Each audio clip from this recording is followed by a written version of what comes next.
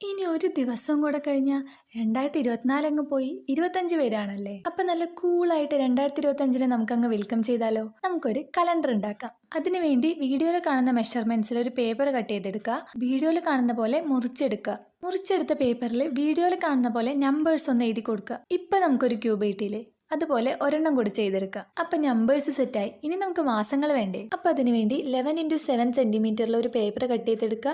വീഡിയോയിൽ കാണുന്ന മെഷർമെന്റ്സിൽ അതൊന്ന് കട്ട് ചെയ്തെടുക്കുക. ഇതുപോലെ 3 റെഡിയാക്കുക.